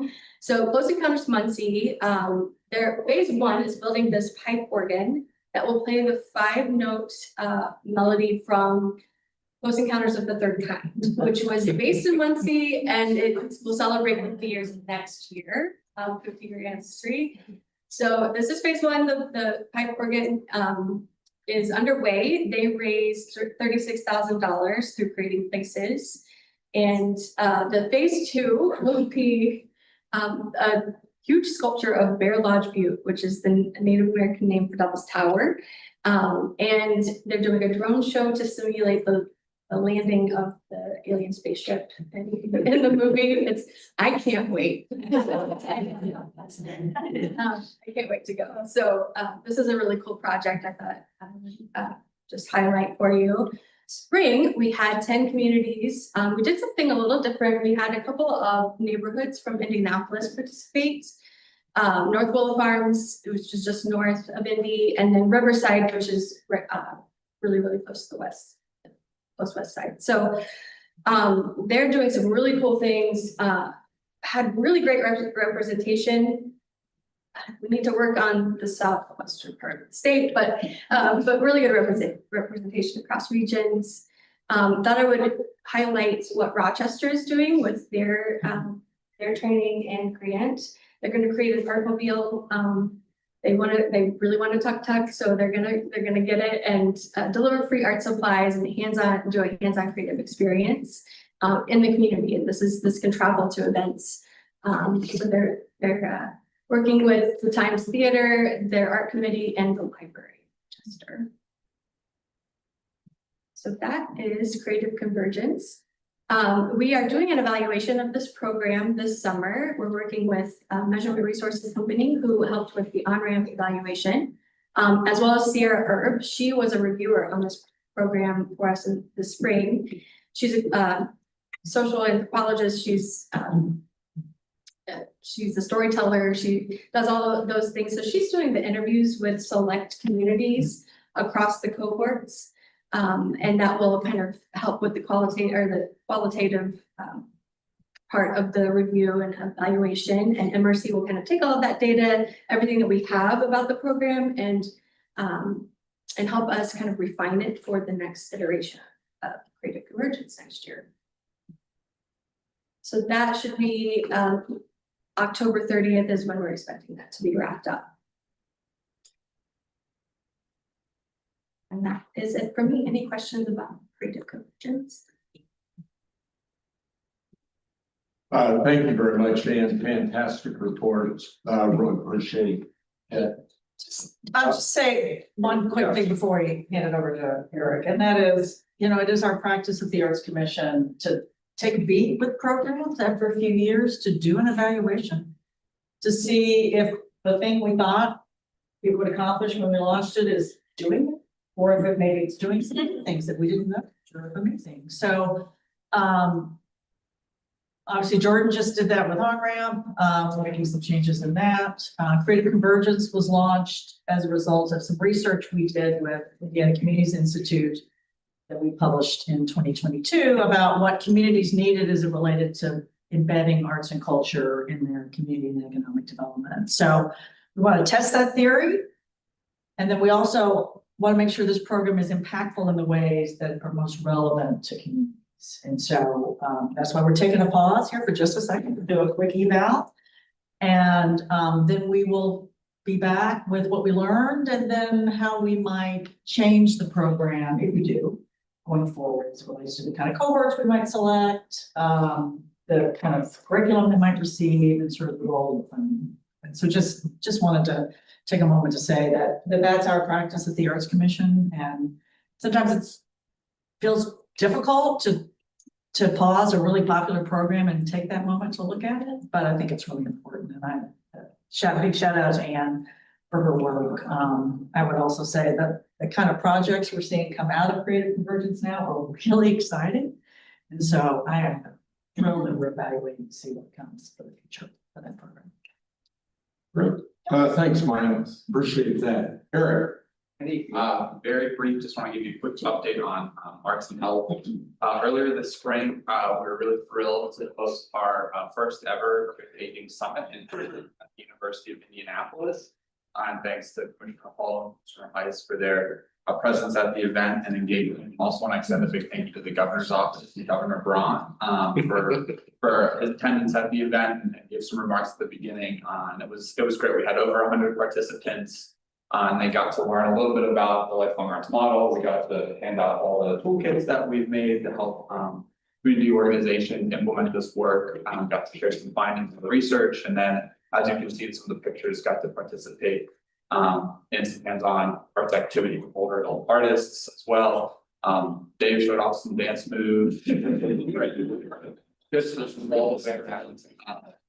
So we're really excited about the momentum and the continued energy around creative aging state, and we will be back to you in this fall in September with some more details about some of the grant programs that we've got coming up for focus on organizations that are doing this work, as well as some upcoming trainings for teaching artists in this space as well. So know that there's more to come here, and that we're really excited about what's been going on. And I think the summit opened up some new relationships for us, particularly with healthcare systems. We've got some upcoming conversations with hospitals and healthcare systems that I think may open some doors to continuing to give support for this work in a statewide capacity. So yeah, I think there's more to come here, and back with more soon.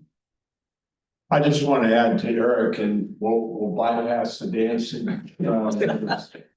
But the summit was an absolutely awesome event, and really kudos to everyone who was part of making that happen. The energy in that room, the people who were there, I mean, it just really was impressive. I did find out about, I think it was movement moments. I had never heard of that before. And the thing that I want to call out is that our executive director was sitting in her chair during the I tried to get out of the way, and I was called back. I couldn't do that. But Maya was able to just sit. Yeah. So the next time you do something like this, it needs to be something a little different. No, it was fantastic. On healthcare is a huge challenge. Because what we're doing in this so well aligns with what the healthcare systems are trying to accomplish as well. There's gotta be a lot of synergy there. It's, yeah, good to see it going. Any other questions, Barry? Okay, thank you. All right, thanks, Eric. We go to Kayla. Yeah, thanks. I'll be brief. So the regional arts partners all met here yesterday in Indy from 10 to 4. So we had a day-long retreat, which was led by Indiana Communities Institute out of Ball State. So we had representation from all 11 regions, and we had new representatives from Region 10, who are here with us today, Region 5, and then Regions 8 and 12. So a great group yesterday. We had really good discussion around our hopes for the partnership, goals and related responsibilities going forward. So the partnership is almost 30 years old, and just thinking about what we want it to look like for the next 30 years. We had a lot of fun looking at some things from the IAC archives. Maya provided some fun history about the partnership, including a time capsule from the early 90s. So fun to look through some of that and gather together.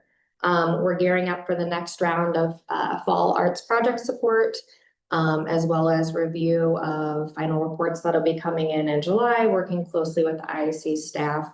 And I think just on behalf of all the partners, we're just so thankful for that partnership and working together. So thank you. Great. Thank you, Caleb. Really appreciate that report. We want to move next to Ready 2.0, which has created a lot of excitement around the state. So, Ryan. Okay, am I hitting this thing? What is this thing? Okay, all right, well, me and a finicky clicker are never a good combination. Okay, good, so far. All right, gonna talk a little bit about, give you an update on what's happening in the Ready 2.0 Arts and Culture Initiative. So on a previous episode, over several years, I want to give you a little recap. Oh, well, yeah. Too well the first time around. Okay. Yeah. Goodness. All right, here we go. Just as a reminder of how we got here, where we are, how we got here, and then where we are. Just as a reminder, this is a $65 million statewide investment to support arts and culture for projects across Indiana's 15 Ready 2.0 regions. It is administered by the Indiana Economic Development Corporation, IEDC, in partnership with the Indiana Arts Commission. We've been working on this initiative, feels like forever, but I think it's about 3 years now. We're getting close to seeing some exciting things. Some exciting things have already happened, but we're moving into the next phase, which is projects made possible through generous support from the Lilly Endowment. The endowment gave $250 million, 165 of it, I'm sorry, 185 of it was for blind, and then 65 million was for arts and culture. Oh my goodness, my was trying to talk to me. Sorry. Well, the Commerce Secretary is trying to call me, and I can't talk to him right now.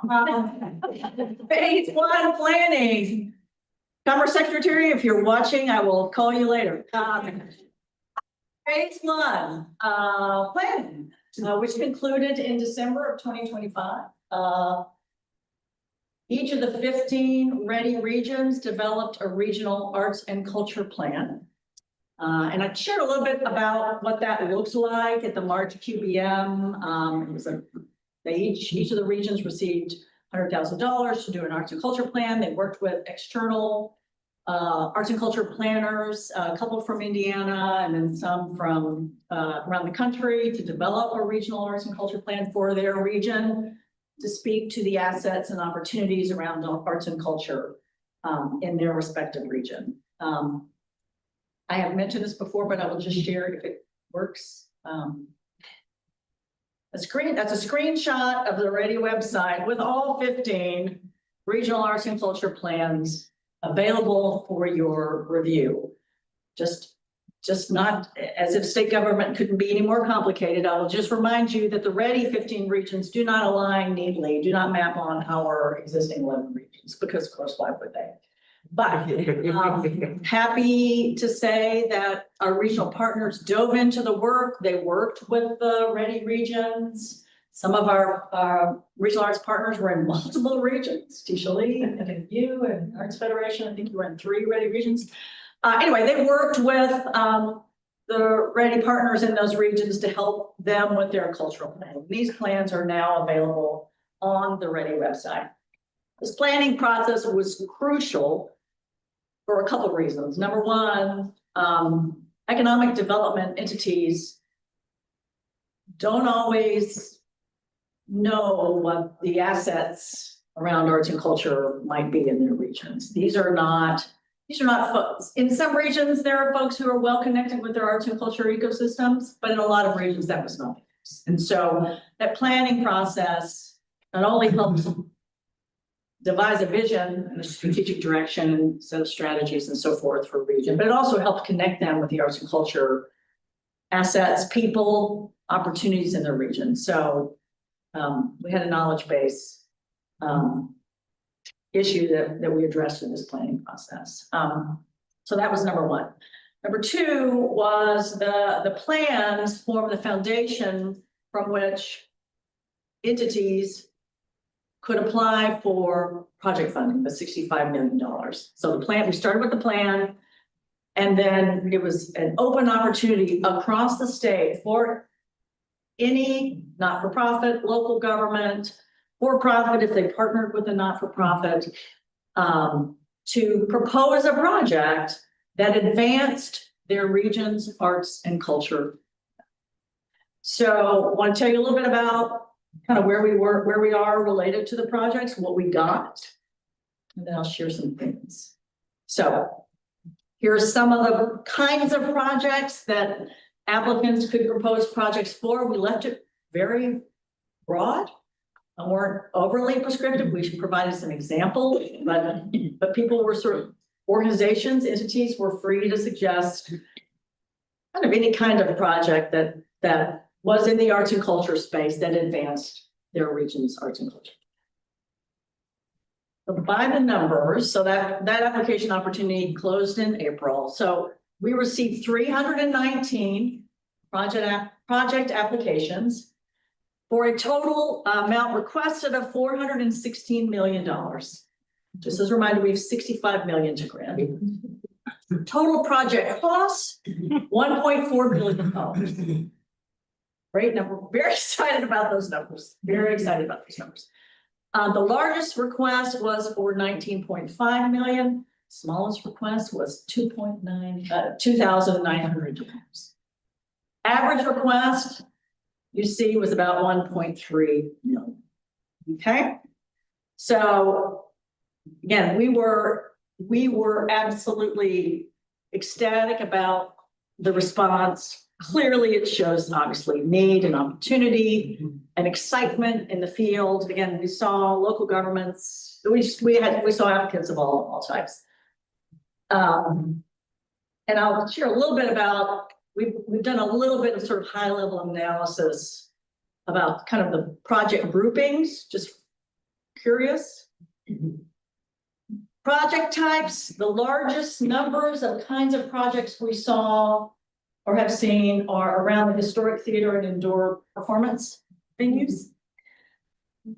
Not too surprisingly, obviously we know that we can't support capital, infrastructure, historic rehabilitation and so forth. So it was no big surprise to us that we got a high level of interest for those kinds of projects. We also saw a lot of requests around public art, which is fantastic. Murals, sculptures, placemaking, gateways, all sorts of projects along those lines. Also, we got a high response around multi-use art centers, creative hubs, and cultural campuses. The next, after that, those three sort of were the top three. And then after that, it was outdoor performance venues, amphitheaters, band shells, pavilions, and so forth. trails, cultural corridors, and wayfinding. We had an exciting number of projects that were contemplating creative workforce development, talent pipelines, internships, and so forth. Museum expansion, renovation, and new exhibits, kind of call out a discipline-based kinds of projects. Festivals and annual cultural events, heritage preservation and historic site interpretation, regional arts coordination, backbone organizations, and digital platforms. Again, this is a very broad list of project types. And projects could, applicants could select multiple kinds of sort of needs that they might be addressing. And so a project might have multiple, might put itself in multiple project types, but that's kind of the high level what we saw. And then there was an opportunity in the applications for applicants to indicate what kind of technical assistance they thought they'd need to achieve their project. Reviewers did not see this, so this did not factor into how external reviewers looked at the projects, reviewed the projects. It was information for us in the IEDC about where knowledge gaps are, where there are, if there is an opportunity to do some capacity building, which we will have that opportunity. What is the field telling us they need? And so I won't read all of these, but I'll touch on a few of them. By far, capacity building, biggest capacity building need was audience development and marketing. And that was for very large budget projects as well as small budget projects. Sustainable planning and funding diversification, lot of need expressed there. Evaluation and impact measurement. How do projects measure the impact that they are having, their project is having? Business operations and organizational capacity, somewhat similar to 2, and then help with public art, fabrication, installation, curation, so forth, curation and interpretive planning, permitting and zoning, right? The business of making things happen, partnership development, regional coordination, facility design, construction, and capital project management, program development, and creative. We're going to be taking all of this, all this technical assistance needs information and be baking in kind of the next phase of what this looks like. So what's next is, or what's happened in the review space and then kind of what's next. And so these projects, these applications are currently in review. The review started with the regions, the regional economic development ready partners evaluated projects that were proposed, taking a look at the extent to which they align with the region's arts and culture plan, because that's the purpose of the funding to begin with. And then IEDC and the IAC assembled an amazing team of national reviewers from around the country who are skilled in placemaking and music sector development and economic development and placemaking and arts and culture from some private foundation leadership to take a look at projects and score them. Not dissimilar to how we do our arts organization, how we review. So, and we assembled, so they did asynchronous review. They looked at applications, and then we convened them all last week in a virtual conversation to hear from them their response to the program, their response to projects, recommendations they had for us related to how we should think about, and when I say we, I mean IABC and us, Sidecar, how we should be thinking about making funding decisions and just general response.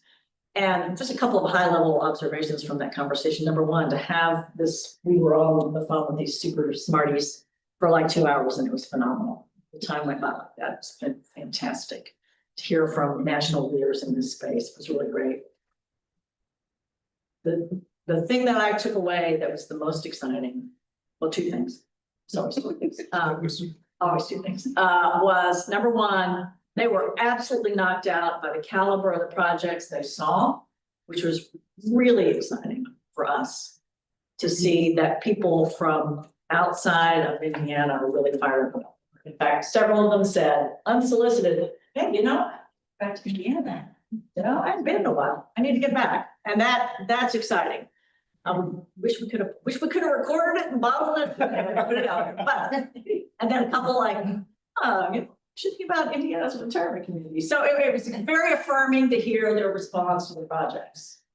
And then the second thing is their just kind of admiration and gratitude to the Lilly Endowment as well as IEDC and our partnership with them and just kind of the program in general. There isn't anything like this that has happened nationally. And so just a lot of interest and enthusiasm for what this is and what this could become and what impact this program will have in the state. So, external reviewers have reviewed. We are now working with IEDC. Just as a reminder, this is their program. They make the final funding decision. We are working with them to help them understand, help them aggregate scores and kind of take a look at of criteria and so forth. They are set to make announcements and or notify applicants in early July. And so that will be happening. There will be there is planned to be some kind of public celebration in mid-July. So some sort of public event, which is where I think they will be making the public announcement. So I don't think they're going to make a public announcement early in July. I think they will be waiting to this event, but I'm not 100% sure. That's my latest understanding is that's what's happening. We will come back to you in September to share with you what got funded, what didn't, and kind of what's next. Something I didn't put on the slide is that there will be some capacity building dollars available that we will be working with IEDC to roll out some capacity building work that will come alongside these projects. And by alongside is that they probably won't involve the projects that are funded. There may be some other projects that don't get funded through this initiative, but that may go into sort of a capacity building track to do some skill building and technical assistance and so forth. That is still all very much coming together.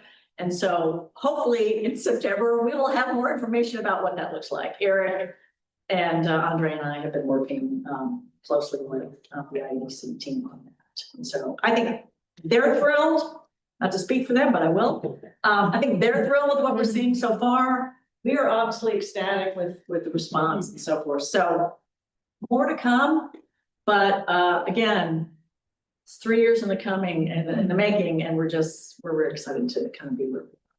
So any questions about that I can answer? Okay, all right, well, stay tuned, more to come. Our great report, and I appreciate you walking us back through both the history and where you are. And our thanks to you and Andre and Eric and others that have really worked carefully with the IEDC to support them in this endeavor. It really is going to be impactful for the state. It's great to see. Okay, next item. Next item is me. The commission has within its enabling legislation, the requirement that the commission annually elect officers. That is, our enabling legislation does not spell out the process in which we do that, but it is our practice to do that at our annual meeting, which essentially is what this June is.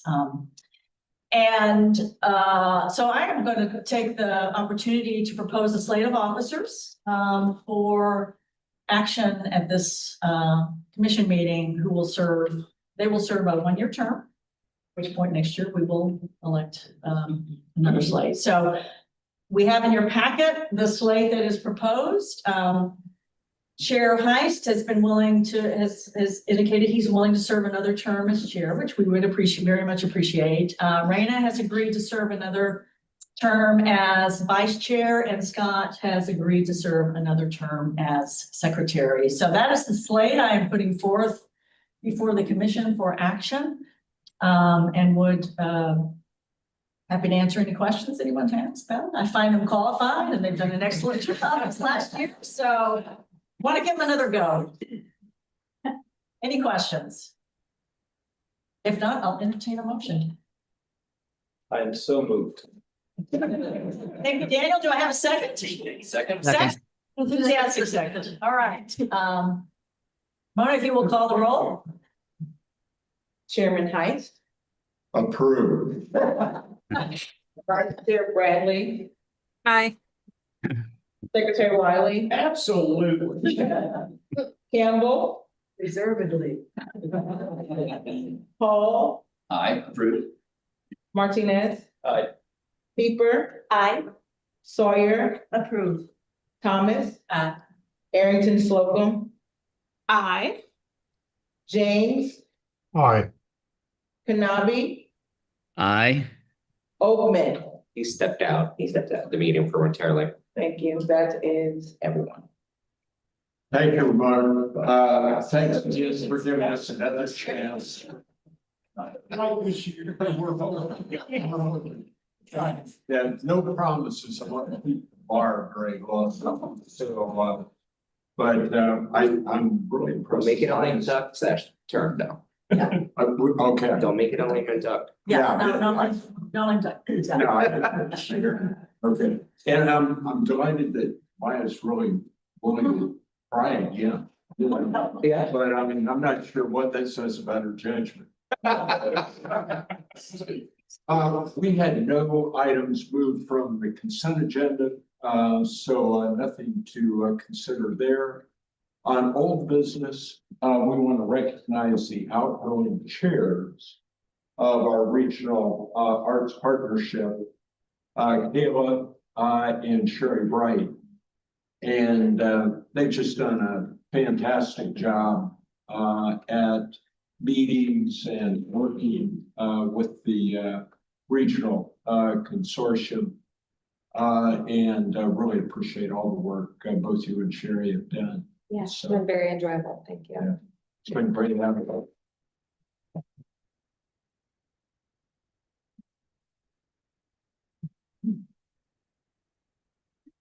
So, Commissioner Conwell has submitted her resignation, and we want to thank her for her service with the commission. As many of you know, Commissioner Conwell, Dawn, is a working artist, and in her letter to us, she indicated her desire to take the time to advance her artistic career. And for the Arts Commission, no better reason to step away from service, right? To focus on yourself as an artist. So we appreciate Dawn's service on the commission and thank her for her time. And we will be working with the governor's office to hopefully speedily find a replacement for commission.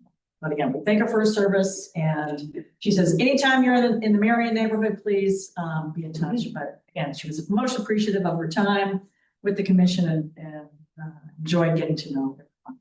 So just want to share that with the commission. Thanks, Maya. And those of us who have had any interaction with Dawn understand she is one busy. Oh, my goodness, yeah. So I think certainly understandable and we all need to focus on those things that are most impactful for us. So certainly thank her for her service. Any other business, Maya? Other business. We do business. Yes, Greg, please, about this. Want to share some new business. This is exciting. IU, Indiana University, has created what they're calling the IU Capital Campus. This is in Washington, DC.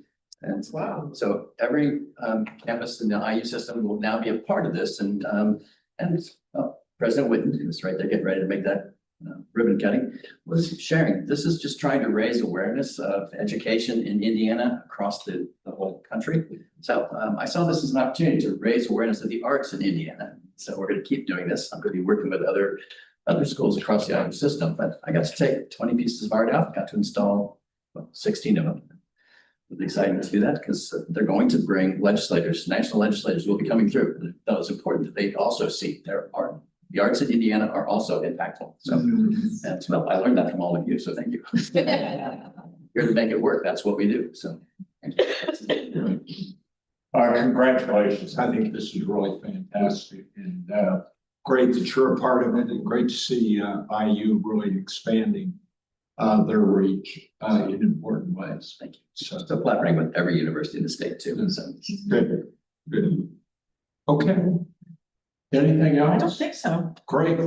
I want to thank all the commissioners and our guests as well for being a part of this part of the business meeting. We know you spend a lot of time advancing the arts, not just through the commission, but in other ways as well. And that's very appreciated and needed. So at this point, we stand adjourned. Thank you all. Thank you. Travel safe. Thank you. We'll see you in Valparaiso. Thanks, everyone.